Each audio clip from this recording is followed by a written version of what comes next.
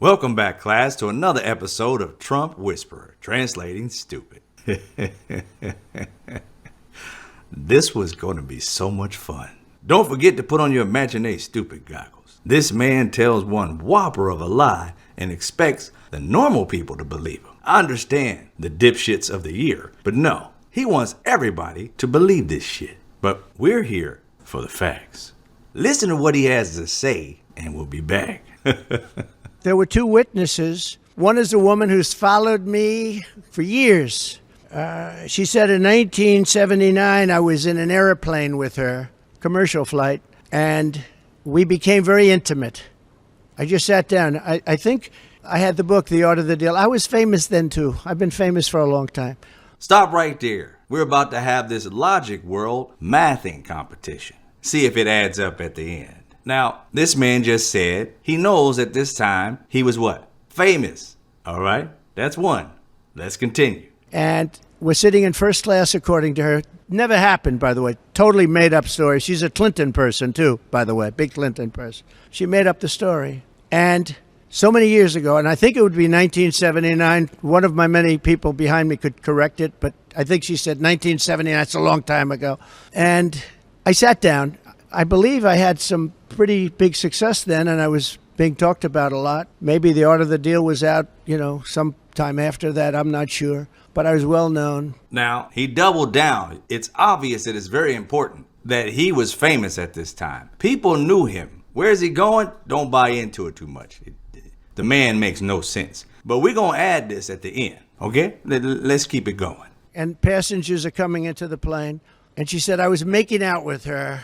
And then, after 15 minutes, and then she changed her story a couple of times, maybe it was quicker, that I grabbed her at a certain part, and that was when she had enough. Now, so think of the impracticality of this. I'm famous. Okay, at this point, he's putting out the accordion hands. This is one of the reasons I'm pretty sure that he bankrupted like 6 casinos. He has a huge tell. I mean, this shit right here, Mr. Liar, every time he breaks out the accordion hands. Now, he doesn't need to have the accordion hands to lie. This is when it's getting to a big whopper that he's got to sit here and think, okay, how do I add this together? Let's get it straight. The man either was famous or thought he was famous in 1979, okay? 79. Hello? They knew your dad, but they didn't know nothing about you, bro. All he was his dad's son. That was it. Running around with dad money, raping women, and getting away with it. What else did he do? His dad built the buildings and made the money. He was in Home Alone for a split second. Excuse me, where's the lobby? Down the hall and to the left. Thanks. And then he hung out with a lot of WWE wrestlers. Hey, look at this! Donald Trump! Donald Trump! Donald Trump! Oh my God! The hostile takeover of Donald Trump! And then he had The Apprentice, and then he became president. Famous? No. But he's caught up and he wants to be famous. You see that, right? And what happens for famous people? Let's keep continuing. I'm in a plane. People are coming into the plane. And I'm looking at a woman and I grab her and I start kissing her and making out with her. What are the chances of that happening? What are the chances? What are the chances? Donald Trump, let me introduce you to you. I gotta use some Tic Tacs just in case I start kissing her. I'm automatically attracted to beautiful. I just start kissing them. It's like a magnet. I don't even wait. And when you're a star, they let you do it. You can do anything. Whatever you want. Grab them by the... You can do anything. Sound familiar? You confessing that the chances are 100%. This is why Republicans should know. Their guy has a brain defect. He's literally out here saying, how does this sound? What are the chances that I would be me? Say what? You know this is for the dipshits in the room. Because us logical people, we don't fall for the banana in the tailpipe, the okie doke, the dipshittery. We don't fall for that. And that any American would. Wow. This fool just said, does this sound like me? Knowing that there's video out there saying, hey, this is me. And if you thought the dipshittery stopped there, you have not been paying attention to one Don the dipshit Trump. It continues and gets worse. It's almost, if not a full-on confession. Let's hear it. And frankly, I know you're going to say it's a terrible thing to say, but it couldn't have happened. It didn't happen. And she would not have been the chosen one. She would not have been the chosen one. Okay, for us logical people in the room, dipshits, you guys are excluded. Just leave. Just get the fuck up out of here. We don't want to talk to y'all. I want to talk to my average, educated folks, the people who actually believe in common fucking sense, okay? If you are a person that don't understand common sense, this is not for you. You just might shit yourself listening to this type of logic. Even with the glasses on, the logic is just too strong. This man just said she would not have been the chosen one. Do you understand that he labels the women that he grapes the chosen one? Yeah.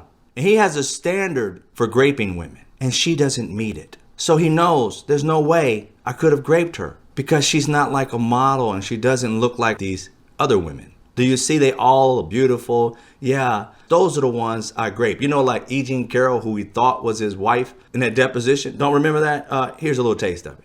You say Marla's in this photo? That's Marla, yeah. That's my wife. Which woman are you pointing to? No. Here. Carol. Oh, is that? The person okay. you just pointed to was I E. Jean see. Carroll. Who is that? Who is this? Point, your wife. And the woman on the right is your then wife, I don't know. Ivana? This was the picture. Ivana. I assume that's John Johnson. Is that That's Carol. Carol? Because it's very blurry. He says she wasn't his type either, even though he thought she was his wife. So you marry the type that you don't grape. Is that what you're saying? Not the chosen one. But he never tells you why. What standards are for those that you grape? Could you please explain to us what the chosen one looks like? He thinks he's saying that she's not beautiful, that she's ugly to him. But the reality is he's saying that if she had a certain type of beauty and standard, he would grape her.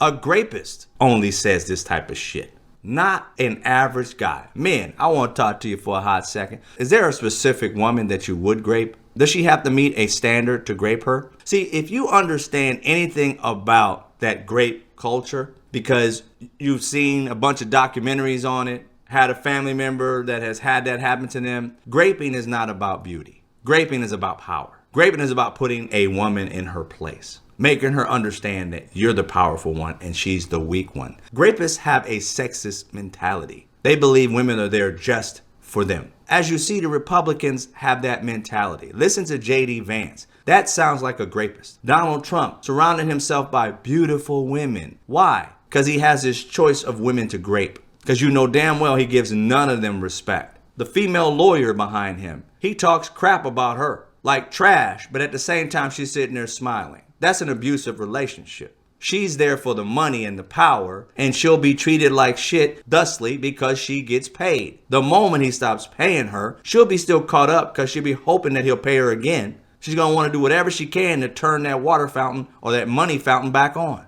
She's literally sitting there doing whatever he tells her to do, not as a lawyer, but as a sycophant. Because as a lawyer, she is not up to par, and he knows it, but she's controllable. That's what he likes in her. Look at the man behind him, sitting there in a daze, barely even moving. He looks like the life has been drained out of him, standing there with such a large ass head, clinging on to hair. Yeah, this fool looks like a total putz. His lawyers don't like him because if they did, they find a way to gag him because this shit he's saying right here puts him deeper in the hole, gives them more work to do. But because he's getting away with it, they believe he's all powerful. Now, when he goes to jail, he better go to jail with the shit he's done. The sycophant stuff will break off. The chill that they have over them will start to thaw out, and they'll come back to logic world. Even though to travel to Trump derangeville, you pretty much have to be crazy and stupid to begin with. These guys are not great lawyers. No great lawyer is sticking by this fool. All of them have left. It's only the sycophants that stay. So, I want you to know that this man just literally said he has a type that he grapes, and that woman on the plane didn't meet it. I beg to differ. He saw something, he wanted it, he was attracted to it, he overpowered that individual, and once she said no, it was a wrap, because you're supposed to let me do it. And let me give you a hint, Donald Trump. If you do it and they don't complain, that's not letting you do it, because letting you do it is to ask before you do it. Forcing them with fear and overpowering, because you're a tall man, pretty wide man, and they're a woman, and their fear is if they say no, you will harm them even more. If you're this bold to do it in public, guess what? It's going to get worse behind closed doors. So they let you do it. In your mind, letting somebody do something is asking and they say yes. There's a permission factor in there. You didn't get any permission, so they didn't let you do shit. You took it. I hope men understand that. I hope women understand we understand that shit. And what he did, not right at all. Now take your imaginary stupid goggles off before you shit yourself.